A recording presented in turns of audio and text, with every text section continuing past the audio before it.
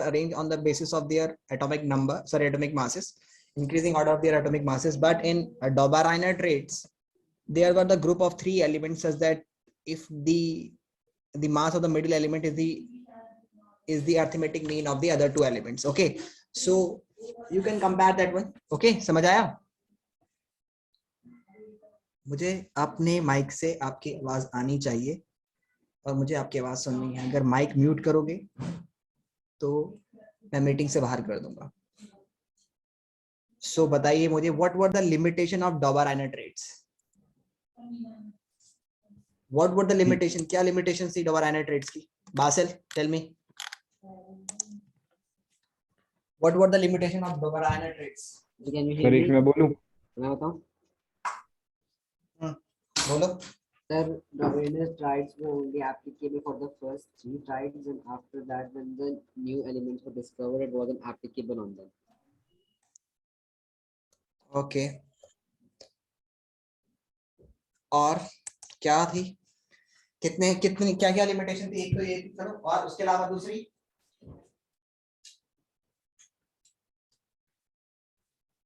जल्दी बोलिए.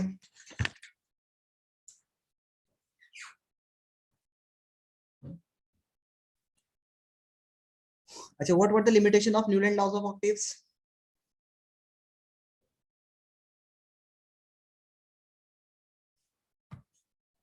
Tell me बेटा. It was only applicable till calcium. Okay, and Newland predicted that only 56 elements were there in the nature and no more elements will be discovered, which was wrong. okay, and you, Yusuf, tell me some other one. He also said two elements in one column. Yeah, he put 2 elements in one column. And he put similar elements in different slots and dissimilar elements in same slots. Yeah, and he put 2 elements at the same place. Okay, like cobalt and nickel. Okay, okay, moving further.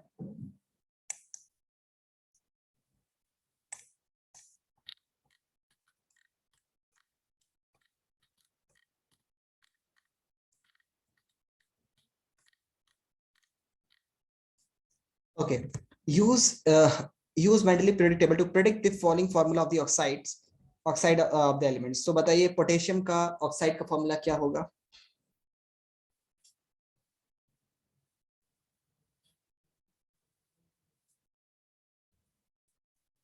बोलिए, potassium के oxide का formula क्या होगा बेटा? जो general आज भी formula है वही तब भी था. बताइए पोटेशियम ऑक्साइड का फॉर्मूला क्या होता है? Without wasting the time, I want to know the answer. जिसको आता है जल्दी बोले. पोटेशियम ऑक्साइड का फॉर्मूला नहीं पता आपको? हाँ, पोटेशियम की वैलेंसी 1, ऑक्सीजन की वैलेंसी 2, क्रॉस मल्टीप्लाई करोगे you will get K2O. Calcium oxide का फॉर्मूला बोलिए, बोलिए बेटा. कार्बन ऑक्साइड का अच्छा बताओ. कार्बन डाइऑक्साइड का फॉर्मूला क्या होता है? CO2. Okay, CO2. Calcium oxide का CaO. और aluminium oxide A2O3. Al2O3. Silicon oxide जो कार्बन का होता है वही सिलिकॉन का भी होता है. CO2 का होता है तो SiO2 हो जाएगा. Okay, barium BaO. Okay, yes sir. चलो next.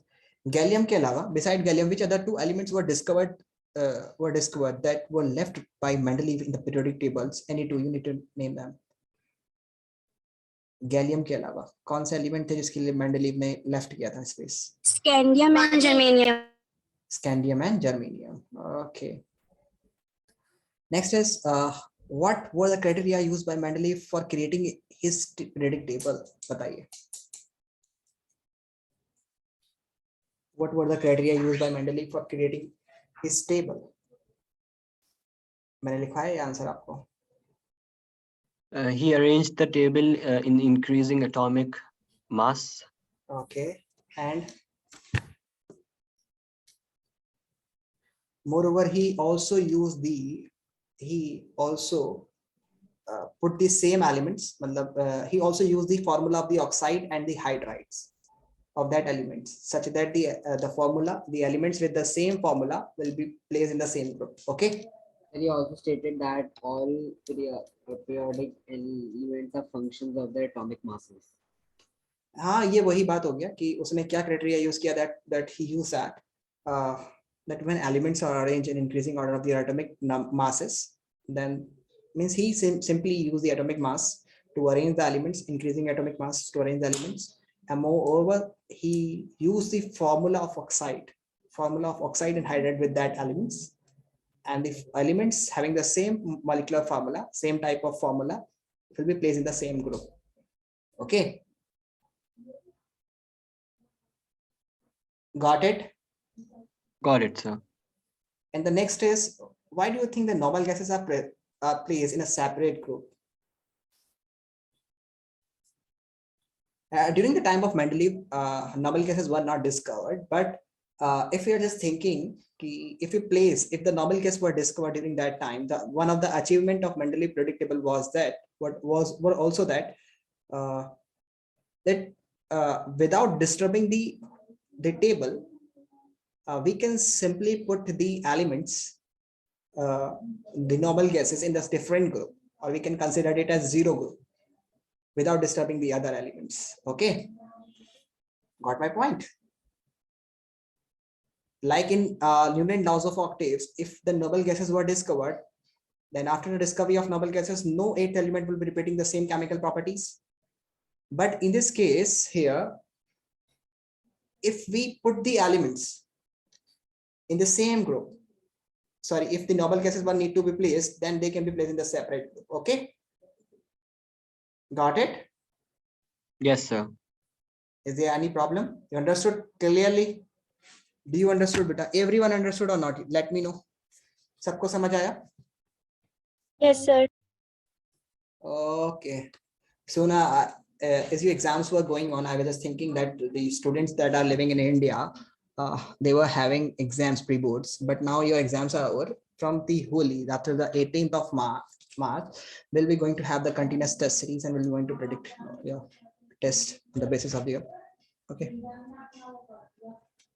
Okay. So why do you think the noble gases are that we have done? What criteria we have done this one also? So in सबके answers आपको पता है चारों questions के, अगर if it is being asked in the examinations, then you will be going to answer these questions or not? Will you be able to answer these questions? Yes, sir. Okay. So let's move further, dear students. Here we have, this is the periodic table and modern periodic table, and there was one question was asked: who give the modern periodic table?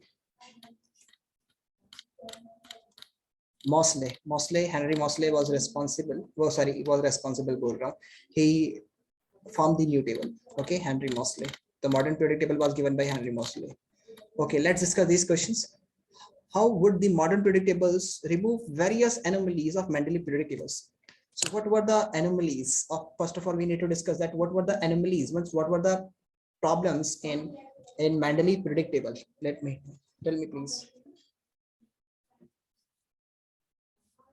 What were the anomalies? That's just, you think that there were some elements that were having more mass and they were placed earlier than the lighter elements were placed after the heavier elements, like cobalt. In case of cobalt and nickel, cobalt is we can simply say that cobalt का जो mass होता है निकोजन, तो cobalt और निकल के case में इनमें चेंज है, मतलब कोबाल्ट हल्का होता है तो उसको बाद में रखा गया है. ओके, और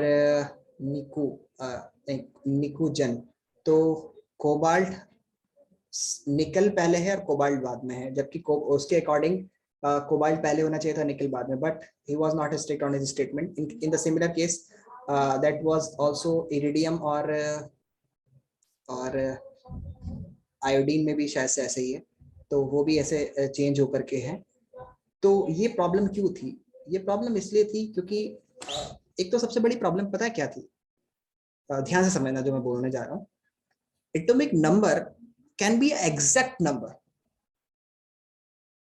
means an element can have one atomic number or 2 or 3 or 4 or 5. It cannot have any 4.5, and in decimals it is not possible. Okay, means we cannot have the elements in decimals.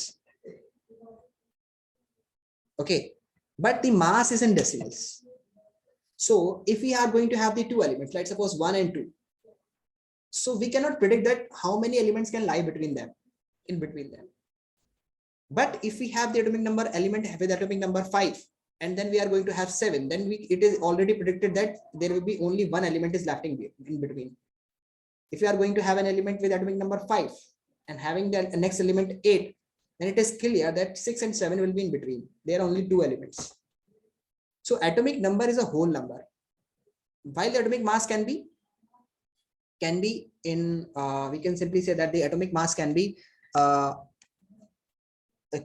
in decimals, and we cannot predict. भाई अगर मेरे पास कोई मास है, suppose कीजिए कि वो decimals में हो सकता है, मैं लिखा 5.2, उसके बाद मेरे पास आ गया 7.8, तो 5.2 से 7.8 के बीच में नहीं पता कितने एलिमेंट्स आ सकते हैं। 6.4 भी आ सकता है, 3.2 भी मतलब कितने भी मतलब बीच में एलिमेंट्स आ सकते हैं। We can not predict them, उनके बीच में हम लोग नहीं उनको कर सकते। So one of the anomalies of modern predictable of Mendeleev predictable is that the atomic mass is in decimals, and we cannot say how many elements can lie between the two elements because it is in decimals. But in case of modern predictable, the modern predictable is based on the atomic number, and in that case atomic number is always a natural number or a whole number. A natural number we can simply say, and so we can predict the exact element between the two atomic number. Okay, दो atomic number के बीच में हम लोग exact elements को पता कर सकते हैं। You got it? समझ आया?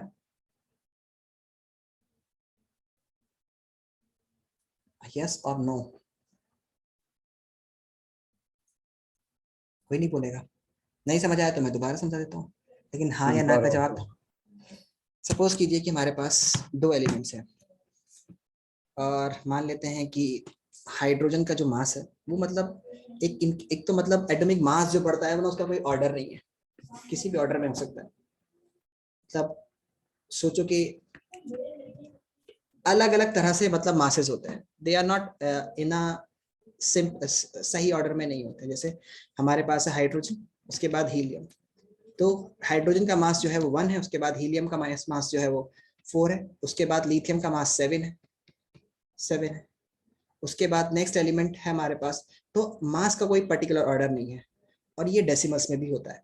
यहाँ तक तो ठीक है, लेकिन ये बाद में डेसिमल्स में भी होने लग गया। जैसे क्लोरीन का 35.5 होता है, 35.5।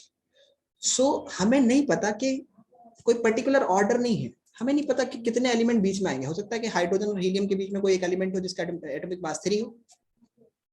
We can not predict, it is not predictable because it can be in decimals, and it does not, the order of this, it is not like in AP की तरह कॉमन डिफरेंस नहीं है कि भाई इसके बाद ये आएगा, उसके बाद ये आएगा, या इतने मास वाला आएगा। ये पर्टिकुलर डिफरेंस नहीं है, किसी भी ऑर्डर में हो सकता है।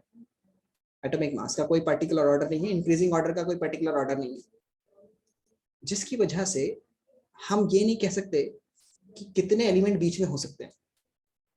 दो एटॉमिक मासेस पता है हमें, जैसे 35.5 क्लोरीन का है, उससे पहले हम लोग मान लेते हैं कि क्लोरीन 17 और 16 एटॉमिक नंबर होता है सल्फर का, उसका होता है 32 मास।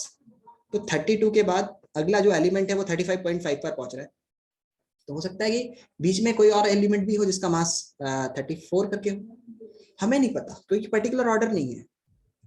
we don't have, because mass can be in decimals, so we cannot have the particular order at in which order can the mass of an element is मतलब increasing order का कोई particular order नहीं है, common difference नहीं है। जैसे AP में होता है कि अगर मैंने लिखा 5, उसके बाद मैंने लिखा 6, उसके बाद 7, उसके बाद 8, उसके बाद 9, तो भाई अगर मैं 6 के बाद इस ऑर्डर में 7 को गायब कर देता हूँ, फिर 8 और 9 कर देता हूँ, तो ऐसी बात है बीच में 7 ही आएगा। You got it? समझ आया? Yes, Yes, sir. sir. Yes, sir. So but atomic number में क्या होता है, एटॉमिक नंबर पूरा एक कांस्टेंट नंबर होता है, एटॉमिक नंबर कभी भी डेसिमल्स में नहीं होता। तो 1 के बाद 2 होता है, 2 के बाद 3 होता है, 3 के बाद 4, 5, 6, 7 एंड सो ऑन। तो अगर आपके पास एटॉमिक नंबर 5 है, 15 है, उसके बाद आपको 16 नहीं मिल रहा, तो आप 17 पे जाएंगे तो आप बोलेंगे कि भाई एक एलिमेंट यहाँ पर मिसिंग है। Okay, got it. तो एक तो ये एनोमलीज को रिमूव कर देना। दूसरा था कि पोजीशन ऑफ आइसोटोप्स को, कि पोजीशन ऑफ आइसोटोप्स में हाइड्रोजन मेंडली पीरियोडिक टेबल के अकॉर्डिंग मान लेते हैं कि हमारे पास दो एलिमेंट है, कार्बन 14 जिसका मास है, और एक हमारे पास नाइट्रोजन है जिसका भी मास 14 है। इनको कहाँ रखे हम लोग, दोनों का मास 14 है, कार्बन 14 भी ले रखा है मैंने। कार्बन के दो आइसोटोप होते हैं, एक होता है 12 मतलब 6 ये वाला और ये, तो इसको इसके साथ रखें कि इसके साथ रखें। लेकिन एटॉमिक नंबर में ये बात, जबकि इन दोनों की केमिकल प्रॉपर्टीज सेम होती है। तो problem of isotope was solved when we arrange the element in increasing atomic number, then both the isotopes will be placed at the same position. Why? Because the 6 elements, this both the elements will be placed are going to have the simple same atomic number, so we will simply say that they must be placed at the same position. Got it beta? Yes, sir. Yes, sir. So position of problem of isotopes were resolved. ठीक है। Secondly the position of the various anomalies का मतलब वो था, अब जो हमारे पास nickel का और उसका था ऑर्डर, वो भी ठीक हो गया था कि निकिल के जो he was not strict on statement of increasing order, उसने निकिल को कोबाल्ट को रख दिया था, लेकिन एटॉमिक नंबर के हिसाब से उनको सही रखा गया टेबल में। निकिल का जैसे कोबाल्ट में ये ऑर्डर होता है, अगर मैं बात करता हूं तो कोबाल्ट का जो होता है, अगर हम लोग चलते हैं यहाँ से स्ट्रॉन्शियम,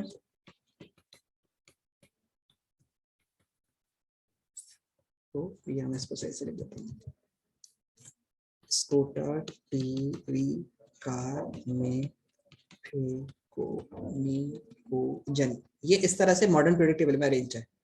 और मेंडलीव की पीरियोडिक टेबल में भी इसी तरह से अरेंज है, मतलब कोबाल्ट इधर और निकल इधर, जबकि निकल का जो मास होता है वो होता है 126.90 और इसका होता है 127.60, जबकि इसका मास ज्यादा है तो इसको इधर होना चाहिए था और इसको इधर होना चाहिए था कम वाले को। लेकिन एटॉमिक नंबर के बेसिस से जब हम लोग लगाते हैं तो कोबाल्ट का जो मास होता है वो होता है 27 और निकल का होता है 28, तो यहाँ पर ये प्रॉब्लम भी सॉल्व हो जाती है।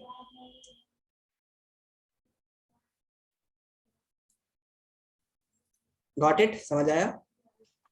Yes, sir. Okay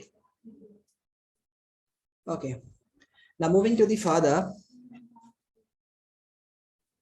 is the three elements have filled ये हम लोगों ने कर लिया। तो क्या क्या थे ये इसके आइसोटोप्स का, बिल्कुल क्लियर हो गया ना? आंसर लिख लोगे इसका? Do everyone understood or should I explain you one more time? बताइए मुझे फटाफट से। वेरियस एनोमलीज को बता दोगे क्या क्या थी? कि position of isotopes were solved, atomic number में कोई दिक्कत नहीं है, आइसोटोप्स वो एलिमेंट होते हैं इनका सेम एटॉमिक नंबर होता है तो उनको सेम ही पोजीशन पे रखा जाएगा। एंड मोर ओवर ये भी नहीं, वो जो मिसिंग नंबर ऑफ एलिमेंट्स का प्रेडिक्ट करना कि कितने एलिमेंट्स होंगे बीच में, because atomic mass does not have any particular increasing order, they can be in decimal, so we cannot predict that how many elements can lie between the two elements. But in case of atomic number it is a whole number, so we can predict that how many elements can lie between the two elements. And ये भी problem solve हो गई थी, समझ आया? और वो जो इंक्रीजिंग ऑर्डर, मतलब he was not strict on his statement, atomic mass का जो इशू था निकल एंड कोबाल्ट का, वो भी इसमें सॉल्व हो गया था। ओके, उसके बाद है name two elements you would expect to show chemical reaction similar to magnesium। बताइए, और आपका बेसिस ऑफ चॉइस क्या होगा? बताइए, दो एलिमेंट बताइए जो आपको लगता है कि सेम प्रॉपर्टी को रिसेंबल करेंगे as that of calcium. So you know that the elements that are going to have calcium का एटॉमिक नंबर जो होता है वो 12 होता है and the atomic electronic configuration is 282, this is that 12। Okay, so ये 282 इलेक्ट्रॉनिक कॉन्फ़िगरेशन है, तो जिस एलिमेंट्स के लास्ट में 2 इलेक्ट्रॉन होंगे वो सेम केमिकल प्रॉपर्टी को रिसेंबल करेगा। जैसे आप 2882 पर आ जाइए जिसका हो गया मास 20 एंड कैल्शियम हो गया, ठीक है। उसके बाद 281882 कितना हो गया? 20 38, सो ये भी सेम केमिकल प्रॉपर्टी को रिसेंबल करेगा। अब नाम इसको मैं तुम्हें सिखा देता हूँ कि किस तरह से नाम याद रखोगे आप। ओके, नाम याद रखने के लिए आपको एक छोटा सा मैं बना देता हूँ, इसको थोड़ा लिख लो और इसको मेमोराइज कर लेना बेटा। ओके, इलेक्ट्रिसिटी के उस पे मैं आपको थोड़ा सिखा देता हूँ। ओके, सो अगर हम लोग लिखते हैं इसको तो कैसे आप लिखोगे? देखो, पीरियोडिक टेबल को याद करना थोड़ा आसान है आप लोग के लिए। तो है हाइड्रोजन है ली ना करे रब से फरियाद। ठीक है, बोलो, है ली ना करे रब से फरियाद। Hydrogen hydrogen lithium sodium potassium rubidium caesium and francium. समझ आया? ये पहले ग्रुप है, ये फर्स्ट ग्रुप है, है ली ना करे रब से फरियाद। उसके बाद सेकंड है बेटा, बेटा मतलब बीई, बेटा मांगे कार स्कूटर बाप राजी। Beryllium magnesium calcium strontium barium, beryllium और बेरियम में फर्क है, और रेडियम। उसके बाद यहाँ से एलिमेंट्स हमारे पास कुछ मिसिंग से, तो उसकी जरूरत नहीं है। यहाँ से कैल्शियम के बाद आता है स्कूटर टी वी कार में पे को निकुजन। ये 21, ये 20 है तो 21 एटॉमिक नंबर कैल्शियम का 20 होता है, तो 21 22 23 24 25 26 27 28 29 30 तक यहाँ पर हो गया। उसके बाद ग्रुप 13 एलिमेंट स्टार्ट होगा यहाँ से। उसके बाद यहीं से इसके सामने आएगा ये बेरिलियम के सामने यहाँ पर। ये हमारे पास फर्स्ट ग्रुप है, ये सेकंड है, ये थर्ड ग्रुप है, fourth fifth six seventh eighth nine 10th 11th 12th, and then we're going to have the another one, the next one, that is बेटा मांगे कार स्कूटर बाप राजी। इसके बाद हमारे पास आएगा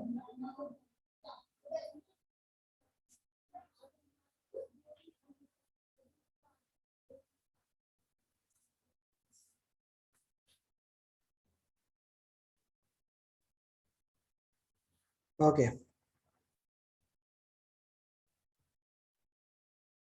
अब हमारे पास आएगा बेरिलियम के बाद आता है बोरोन।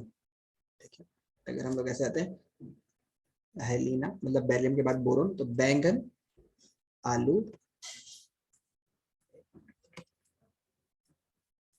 बैंगन आलू गाजर इन थैला, बैंगन आलू गाजर, गाजर मतलब GA इन थैला। उसके बाद नेक्स्ट आपका आएगा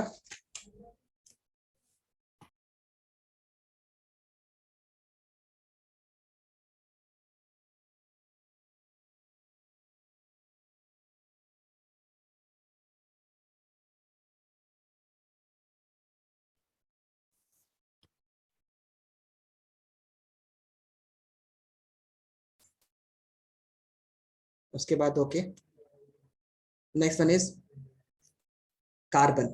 बोरोन के बाद हमारे पास यहाँ पर आ गया 1 2, ठीक है, 3 4 5, 5 के बाद आता है 6, कार्बन की फैमिली। का सी गए संत प्रभु, का सी गए संत प्रभु। Carbon silicon germanium tin, SNS tin and PB is lead. Okay, उसके बाद नेक्स्ट हमारे पास इसी तरह से, मतलब ये आपको याद करना होगा, थोड़ी सी टेबल इसको लिख लेना कैसे होगा ये। उसके बाद कार्बन के बाद हमारे पास आती है नाइट्रोजन फैमिली। ठीक है, ना पास, 6 के बाद 7, ना पास पास। ठीक है, सो ना पास नाइट्रोजन, उसके बाद फॉस्फोरस, फिर सब बकवास, नाइट्रोजन फॉस्फोरस आर्सेनिक एंटीमनी, फिर उसके बाद आता है यहाँ पर बिस्मथ। ओके, तो ये थोड़ा सा मतलब एक दो सारे याद नहीं करने, एक बार आप लिख लेना, तो एक बार प्रैक्टिस कर लोगे तो आसान हो जाएगा तुम्हारे लिए। उसके बाद आएगा उस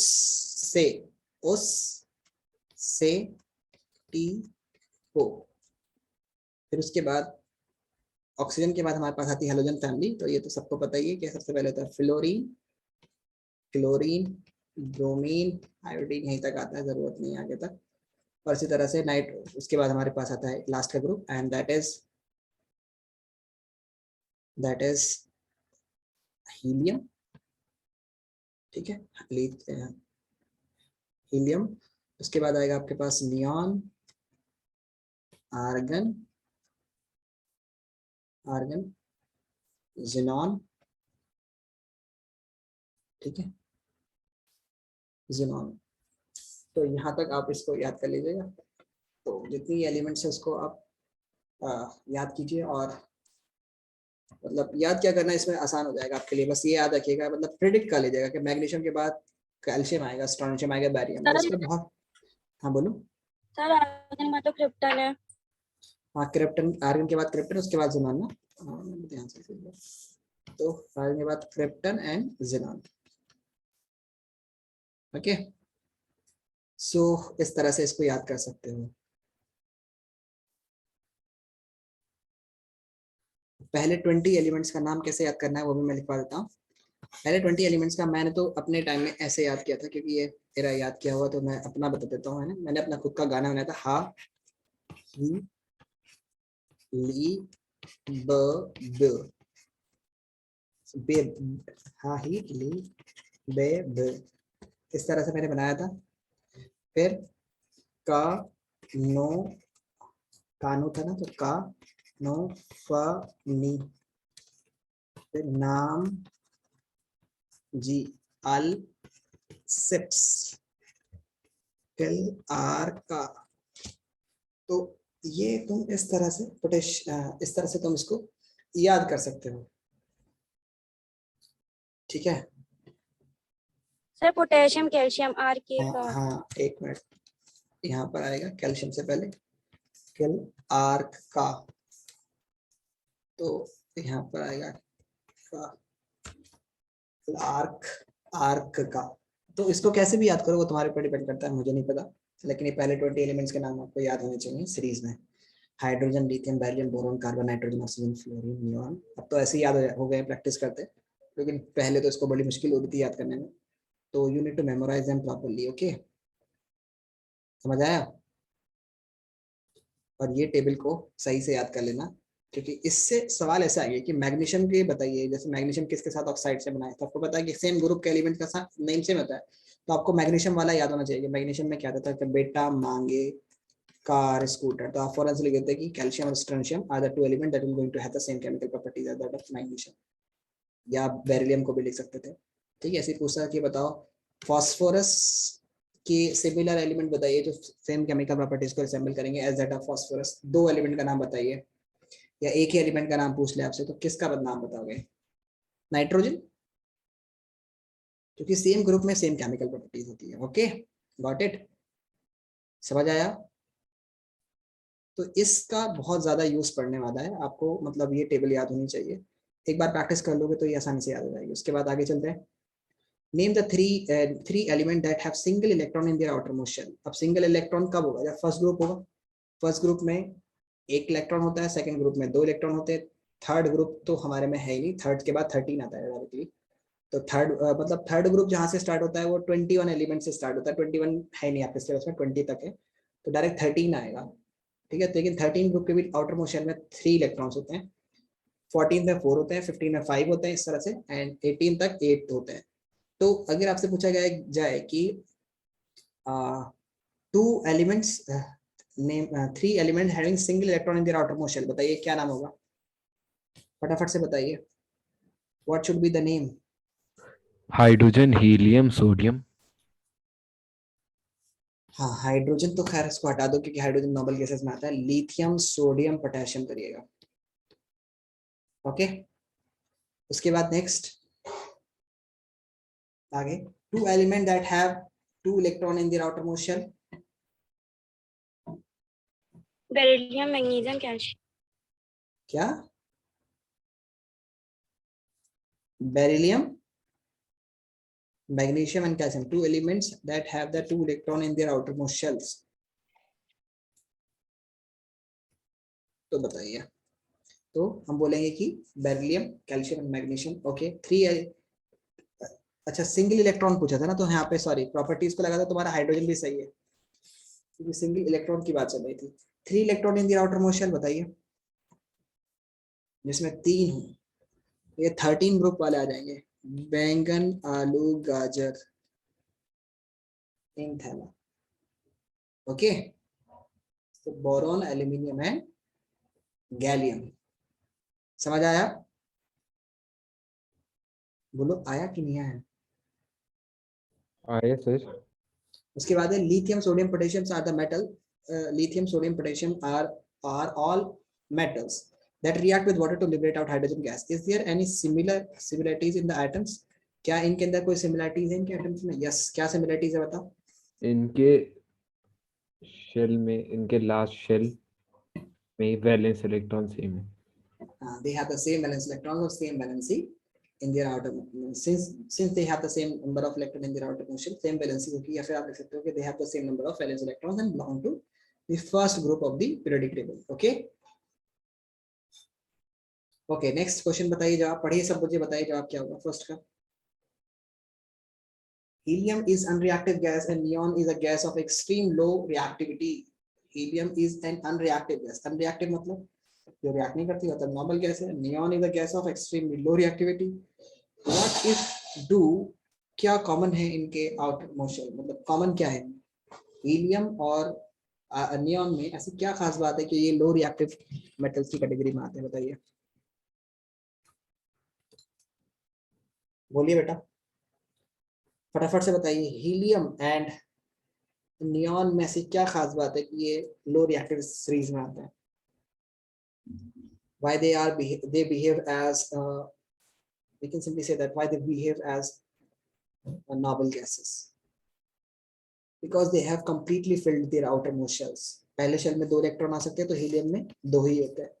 दूसरे शेल में 8 आ सकते हैं तो नियॉन में 2 कॉमन 8 हो गया.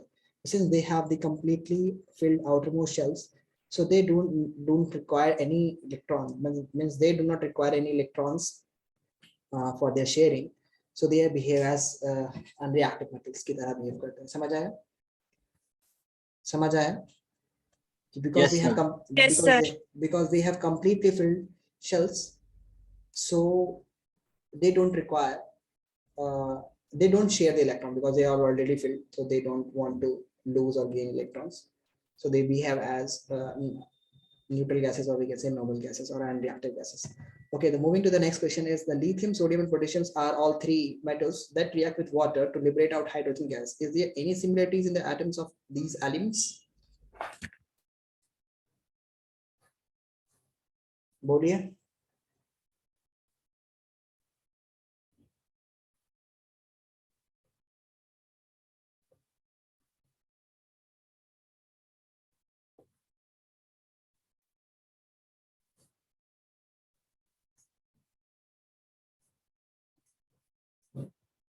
बोलो. Lithium, sodium, potassium are the helium. Sorry, in modern periodic table, which are the elements among the first 10 elements?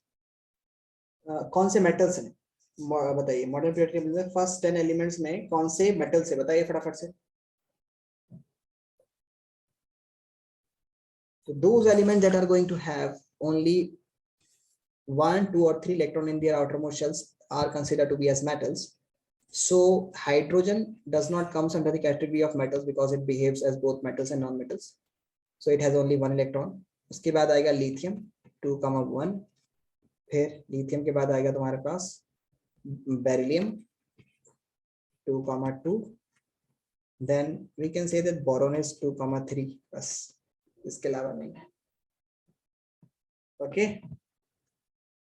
First 10 lithium, beryllium and boron. Got it? Yes, sir. उसके बाद मुझे बताइए फटाफट से कि by considering their positions in the periodic table, which of the elements of the following element do you think is metallic? कौन सा इनमें से metallic, maximum metallic होगा? मतलब बताइए इनमें से सबसे ज्यादा metallic कौन सा होगा?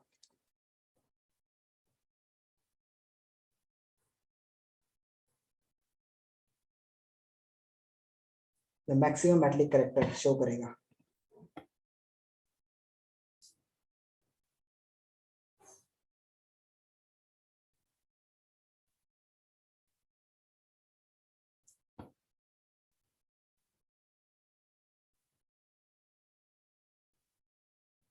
बोलिए। Gallium, germanium, antimony. देखो ये सारे एलिमेंट जो हैं वो है बोरॉन की फैमिली के, और बेरिलियम आता है मेटल्स में। तो हमारे पास यहाँ पर है ये, ठीक है। और ये जो एलिमेंट्स आते हैं हमारे पास वो आते हैं बैंगन, बीई नहीं होगा, बैंगन, आलू, गाजर, इन, थैला, नहीं यहाँ पे नहीं, ठीक है। तो ये तो हमारे पास इसमें आ गया। अच्छा, जर्मेनियम में आएगा हमारे पास कांसी का सल्फर। सो अगर हम लोग मॉडर्न पीरियडिक टेबल को देखते हैं और मॉडर्न पीरियडिक टेबल को प्रेडिक्ट करते हैं, तो ये जो टेबल जा रही है वो कुछ जा रही है इस तरह से। मतलब अगर इसमें देखा भी है, by considering the position of the table को प्रेडिक्ट करते हुए, जब टेबल एक बार देख लो और मैं दिखा देता हूँ, क्योंकि ये हॉरिजॉन्टली सेम पीरियड के एलिमेंट्स हो सकते हैं, क्योंकि ग्रुप में तो है नहीं, सेम ग्रुप तो है नहीं। तो अरे यार इसको मैं, तो यहाँ पर तुम देखोगे ये कुछ टेबल ऐसे है, और यहाँ पर आप देखोगे कि यहाँ से है ये ऐसे है। तो सबसे ज्यादा मेटलिक जो होगा वो यहाँ से बेरिलियम मेटल्स की कैटेगरी में आता है, और सबसे ज्यादा मेटलिक वही एलिमेंट माना जाएगा। समझ आया? गैलियम, जर्मेनियम, ये आर्सेनिक, और ये इस तरह के एलिमेंट जो होते हैं ये मेटल्स में नहीं कंसिडर किए जाएंगे, बट वैसे भी ये मेटलाइट्स की कैटेगरी में आ जाते हैं। So the most metallic element will be the beryllium. Okay, got it? चलिए नेक्स्ट क्वेश्चन पर आ जाओ, फटाफट से बताइए इसमें क्या जवाब होगा इसका आपका। What should be your answer?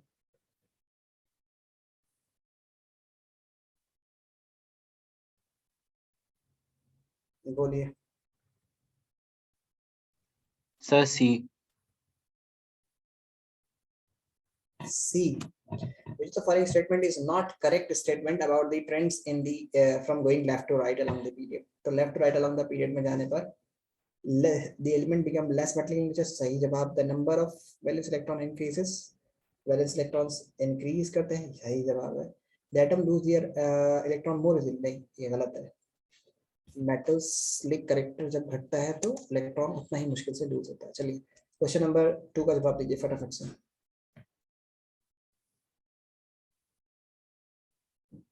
जल्दी। Which element has both shell both of which are completely filled with electrons?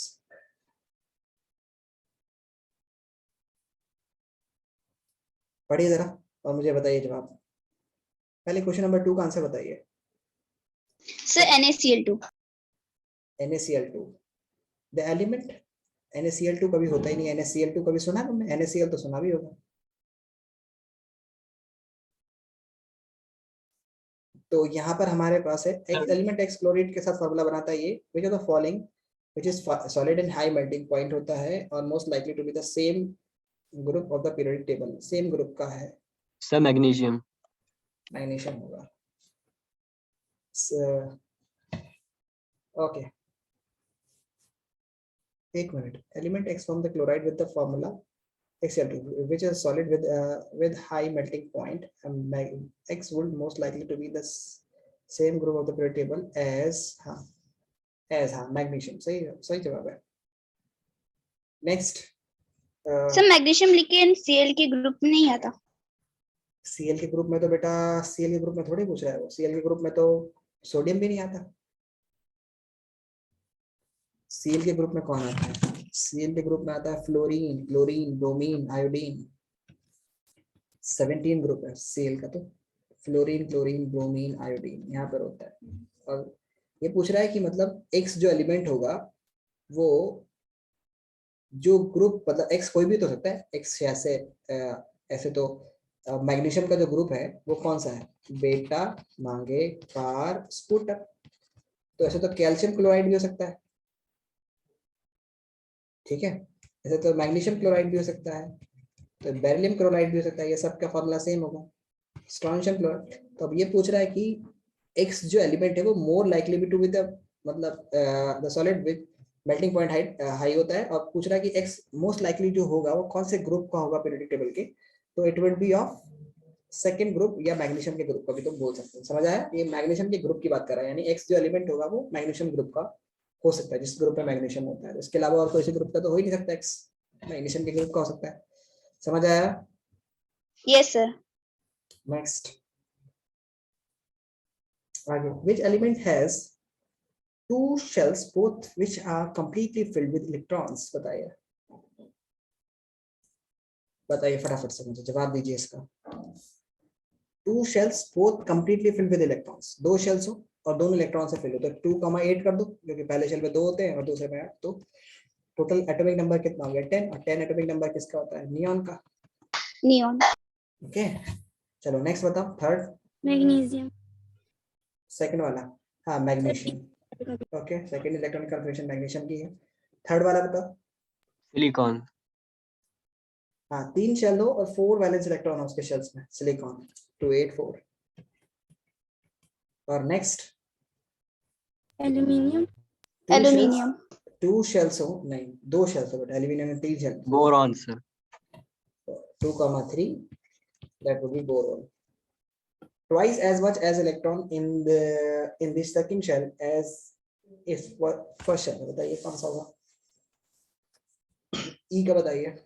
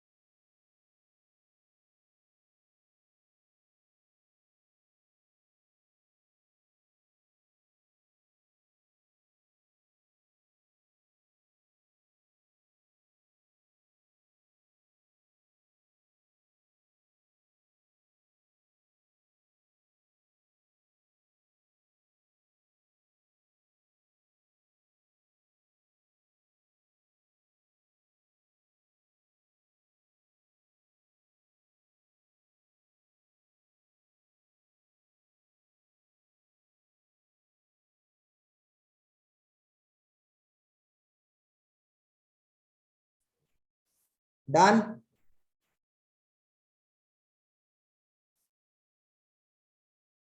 बताइए फटाफट से। Twice as many as electron in its second shell as in its first shell। बताइए, बहुत ही simple हो गया। तो carbon. यहाँ पर आप लिखोगे 2,4, ट्वाइस हो गया, तो 2,4 मतलब 6। एटॉमिक नंबर 6 किसका होता है? कार्बन का। Carbon. चलिए नेक्स्ट बताइए।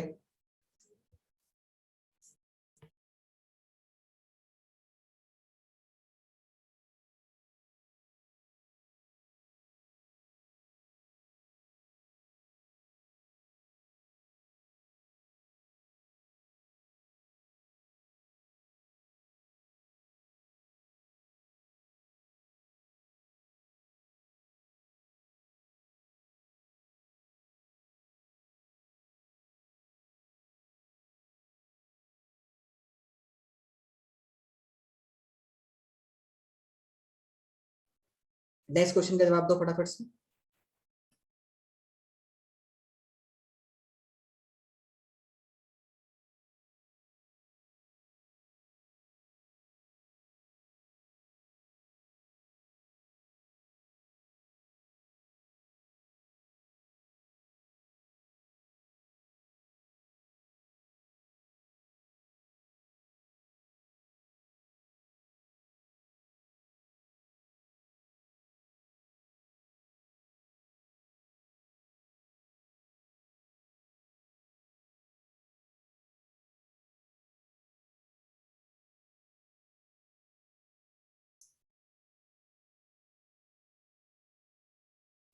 चलिए क्वेश्चन नंबर 4 का जवाब दीजिए फटाफट से।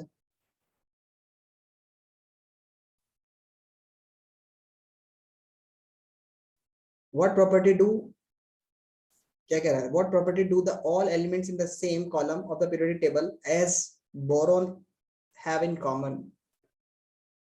बताइए क्या क्या प्रॉपर्टी सेम होगी? कॉलम मतलब ग्रुप की बात चल रही है, तो बोरॉन जो होता है वो कौन से ग्रुप में होता है? बताइए कौन से ग्रुप में होता है बोरॉन?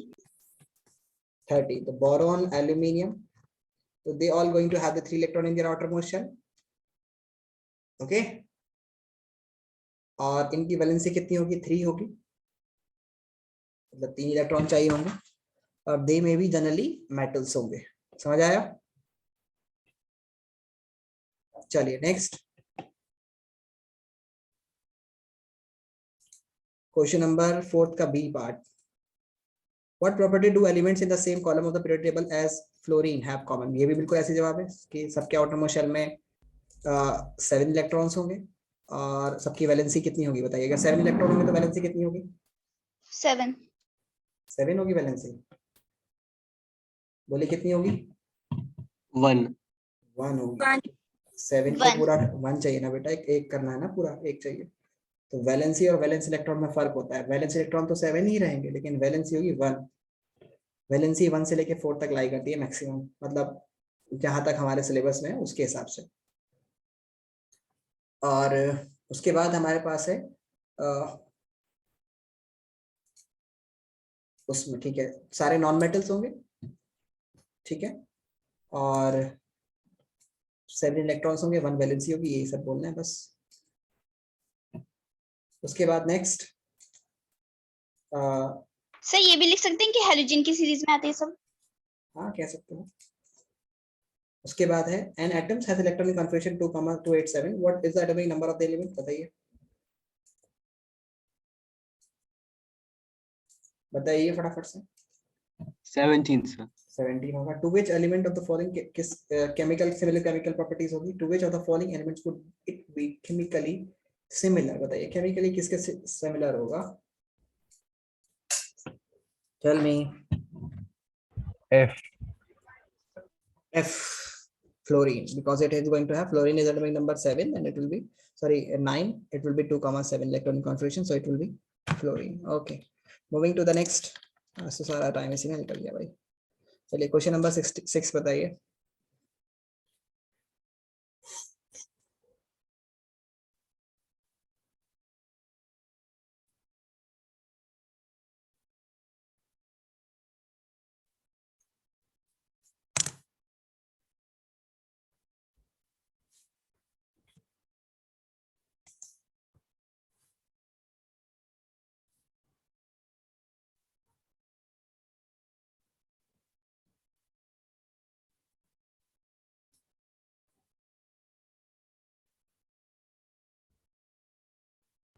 मेटल।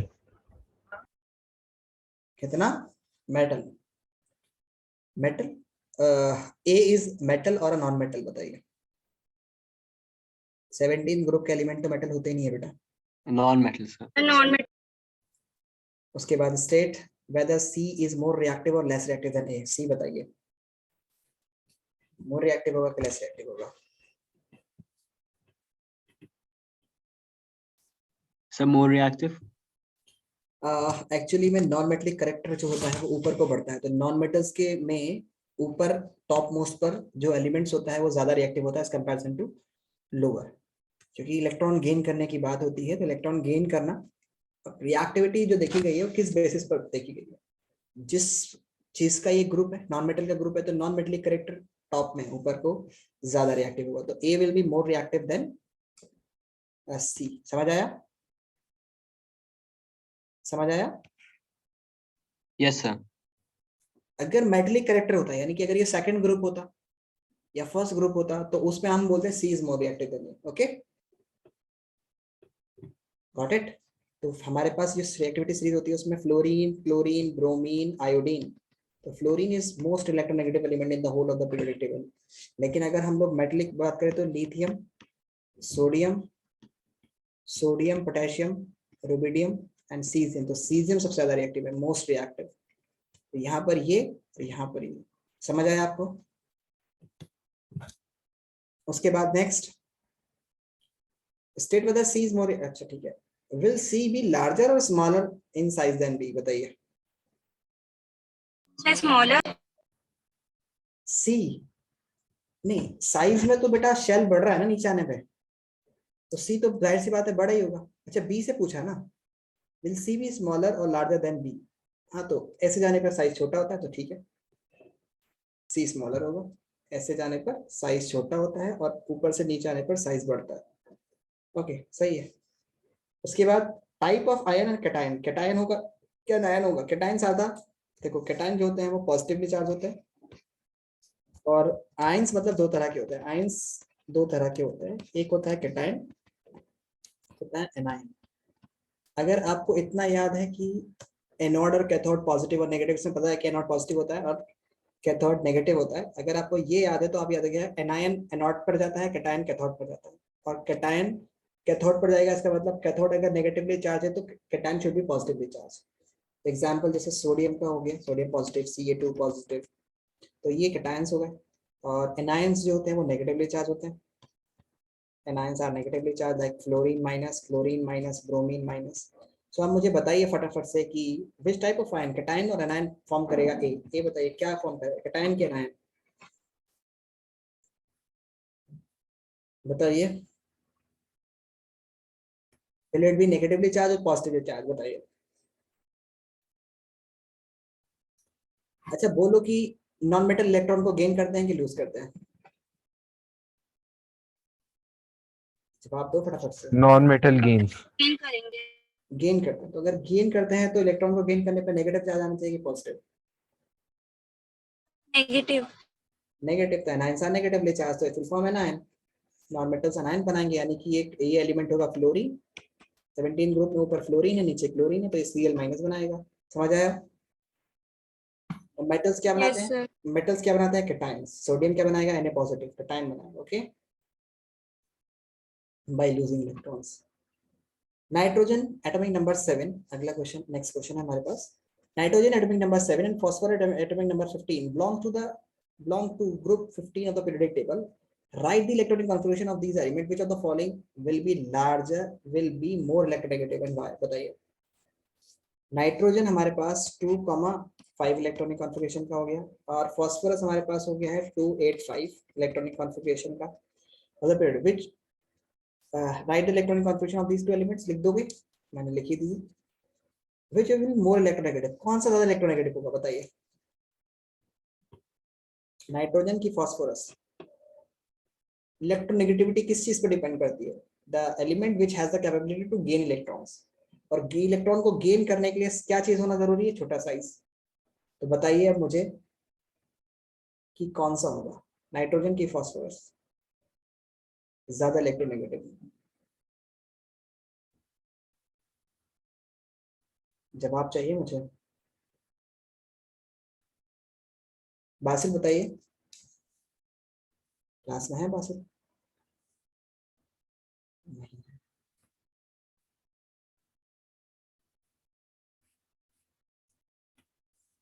सो नहीं पता। Sir, nitrogen. Yes, it will be nitrogen and this will be phosphorus. So nitrogen होगा क्योंकि नाइट्रोजन का साइज छोटा होता है। How does electronic configuration of an atom relate to its position on the magnetic periodic table? किस तरह से हम बोलेंगे कि इलेक्ट्रॉनिक कॉन्फ़िगरेशन रिलेट करती है position of an element in the periodic table? तो हम बोलेंगे कि if the elements, मतलब the number of shell represent the period, जितने shells होंगे उतने periods हो जाएंगे, and the number of electron in the outermost shell represent the group को represent करता है, ओके समझ में आया? और up to 13 element, sorry up to third period तक the number of valence electron, if it is greater than 3, then we generally add 10 to the group to get its group. समझ में आया? तो इसको मैं लिखवा दूंगा नेक्स्ट क्लास में, किस तरह से हम लोग क्वेश्चन बताते हैं कि पीरियड्स पता चलते हैं शेल से। जैसे सपोज कि ये 283 इलेक्ट्रॉनिक कॉन्फ़िगरेशन है तो थर्ड शेल का होगा, ये third shell, sorry third period का, थर्ड पीरियड, एंड ग्रुप कौन सा होगा? That will be third period से पहला है तो 13 ग्रुप का होगा, ओके समझ आया? बोलिए, 2 क्वेश्चन रह गए फिर उसके बाद खत्म। आया कि नहीं आया? Yes, sir. क्वेश्चन नंबर 9 बताइए।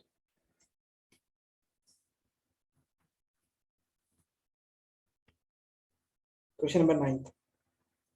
In the modern table, calcium atomic number 20 is surrounded by the elements. ये elements से surrounded है, मतलब कैल्शियम यहाँ पर है और इसके इधर ये 20 है तो इसके इधर 19 होगा यानी पोटेशियम। इसके आगे वाला जो होगा वो स्ट्रॉन्शियम होगा। नहीं, स्ट्रॉन्शियम नहीं, हाँ स्ट्रॉन्शियम मान लीजिए चलो।